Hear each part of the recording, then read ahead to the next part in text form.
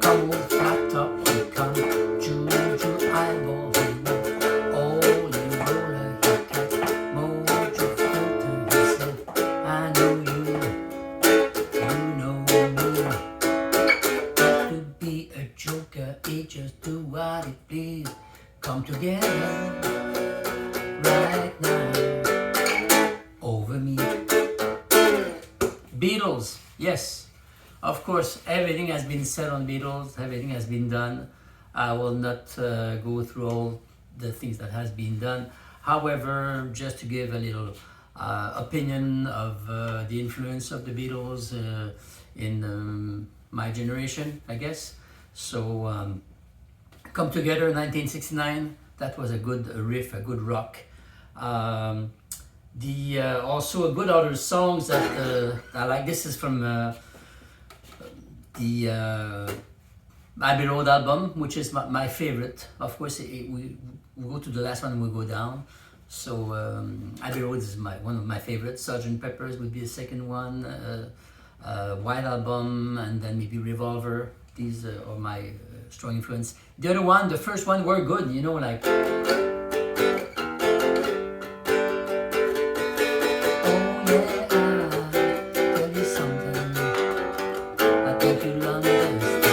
Nothing wrong with that, but I find it was a little girly, but it was good because it was totally new. So if we go back in time, my preferences would be, of course, Abbey Road.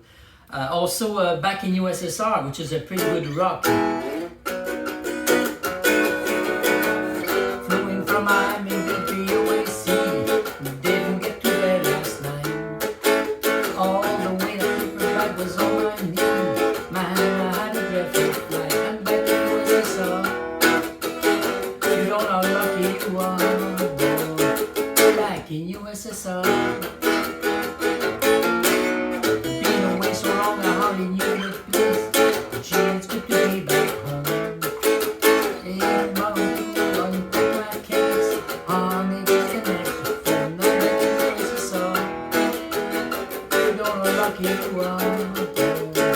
Back in USSR.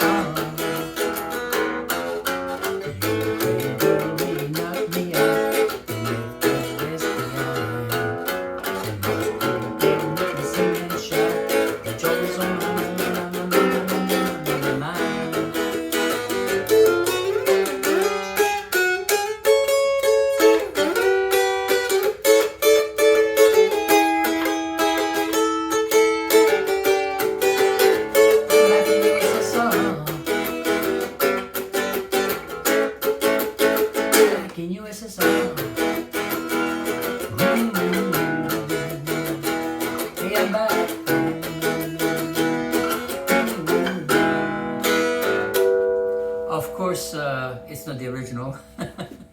And to play a Beatles song, whether you are very talented or you're stupid. So I'll let you guess. Of course, Back in USSR, a very good song, has a little influence of Beach Boys. Like I said, everything I've been done and said on the Beatles. Recently, Peter Jackson made a pretty good movie. I think it's called Get Back, and it's long. It's a series. If you're not patient, you can just go to the last episode of the Rooftop Concert, which is pretty good. But all the introduction of songs, how Beatles worked, how they worked together, they were quite disciplined. They had fun, of course, but you can see how they worked, and it was pretty good. The direction the songs were taking. Also, another very interesting documentary that I've seen is with Paul McCartney. It's called McCartney 3-2-1. I've seen that on Disney Channel. Pretty good, pretty interesting, because now we're going through the technicalities of songs. They run the original tapes. I think they are original tapes, and you can see the bass line. For example, you know, like.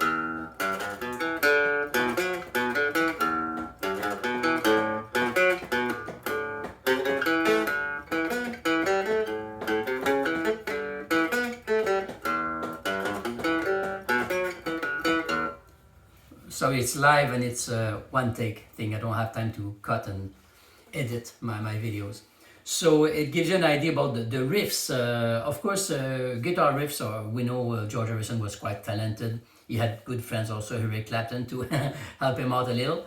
But as a bass player, I'm telling you, Paul McCartney, John Entwistle, to me, they are my favorite bass players. Pretty good. Greg Lake also, not bad. So the riff of Day Tripper is pretty cool, and also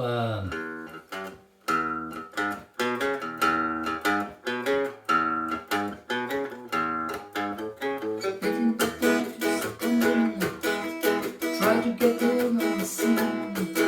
The newspaper said, "What are you doing in bed? We only try to get us some peace, Christ, you know it ain't easy. You know how hard it can be. The way things are going, they're gonna crucify me."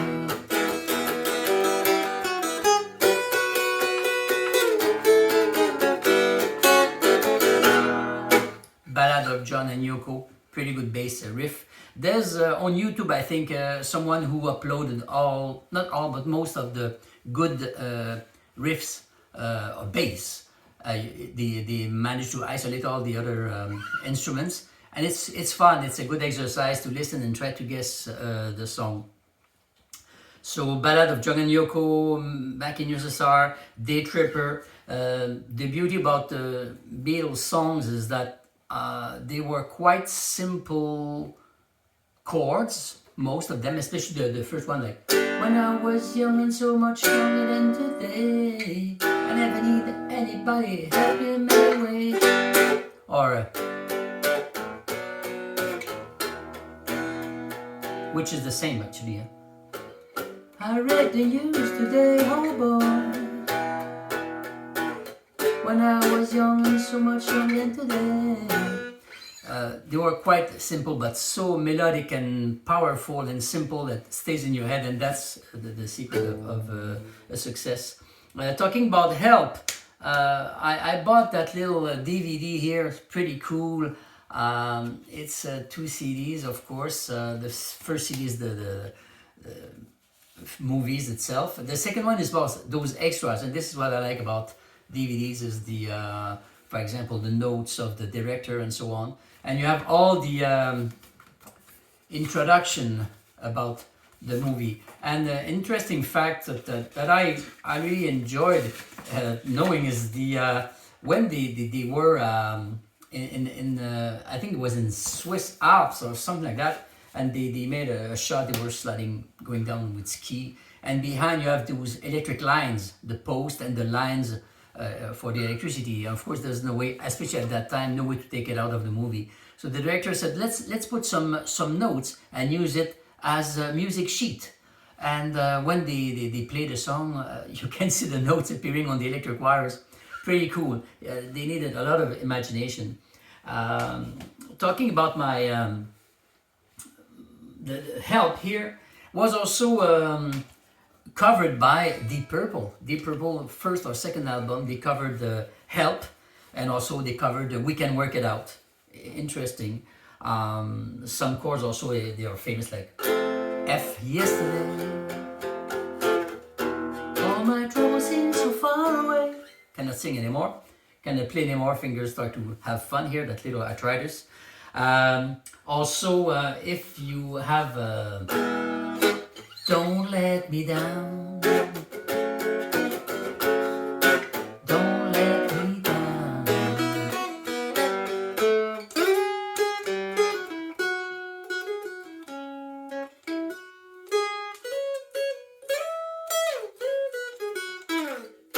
which is the same chords as a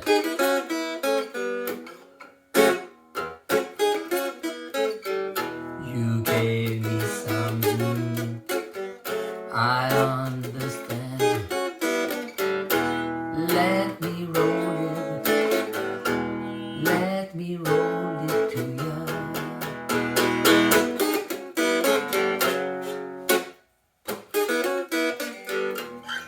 Same chords as Don't Let Me Down. Also, if I remember well, Rod Stewart made a cover of, actually it's a plagiat or a copy of Don't Let Me Down. Oh, Georgie, stay. And when the journalist asked him, it sounds a lot like Don't Let Me Down of the Beatles. I said, well, it's a good riff, why not use it? You know, it's a good... So that's very interesting. So Help, pretty cool DVD.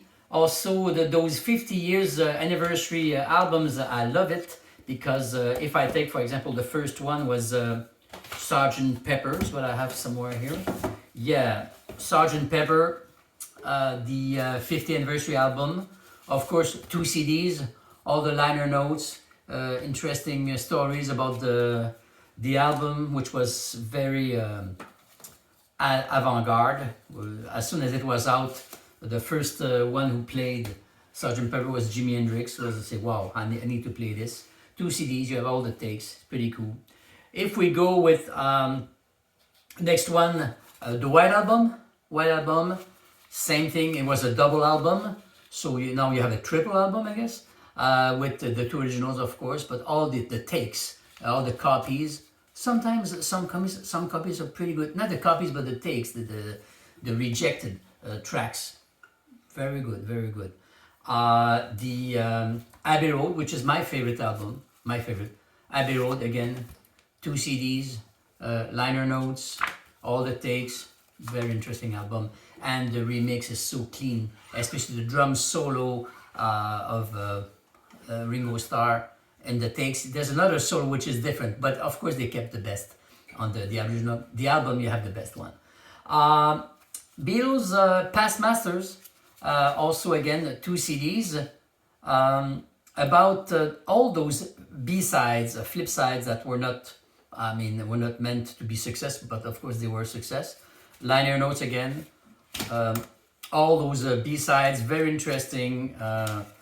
Beatles Past Masters, all revamp and one of my favorite also, maybe my third favorite, would be Revolver. That's the most recent one. Liner notes, all the takes, especially John Lennon's songs, Tomorrow Never Knows, pretty cool, pretty psychedelic, pretty flat. And that was the first album I've listened of the Beatles. So that's why the one before Meet the Beatles, it's okay, you know. But to me, Revolver was the first one I've listened, and the first track is Let Me Tell You What It Will Be. There's one for you, 19 for me. Cause I'm the taxman. Yeah, I'm the taxman. There's one for you, 19 for me.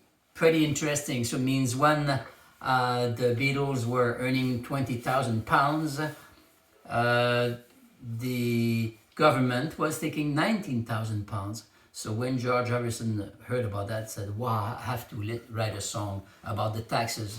No wonder bands like Deep Purple made a company. They went to Switzerland or Switzerland to record their album, because they were paying too much taxes, too many taxes to the British government. Rolling Stone, same thing. They went to the south of France in a chateau to record Exile on Main Street, I think, that double album. So anyway, some bands, they just, even recently U2 also, they just leave the country, they installed a company outside the UK, because the government was making too much money, they were taking too much money, they want their cut. So now the last one that I bought is the Beatles Love album, which is not an original, so I understand if people don't like it. It's from Cirque du Soleil. You have, again, 2 albums. Of course, the little booklet, also liner notes. But 2 CDs, actually. One is the CD. And the other one is a DVD, but audio. So if you have a sound system 5.1 with the DVD player, you just put it in. Very interesting also. You have the kind of surround sound. It's a mix, they're not original. I'm thinking about Sun King. Here comes the Sun King, everybody's laughing. They just reverse the track, so the track is playing backwards. Interesting. So, but not original. Like I said, everything has been said and done about the Beatles. So no need to say more. It would be too long to make a little podcast on each track because, like I said, they all have a little story. But again, to me, Abbey Roads is my favorite album. Second one could be Sgt. Pepper's. Third one, Revolver, because at the time was very original. And imagine yourself a little 10-year-old boy, 9-year-old boy. You go to school and the teacher brings that album. You never heard that. And in my generation was BBB, Beatles, Bond, James Bond, and Batman. And for myself, I had a fourth. B was Brigitte Bardot, that's another story. So BBBBB. So keep on rocking the free world. Solo Ratman sing bye bye, and don't let me down. Don't let me down. Keep on rocking in the free world. Happy New Year.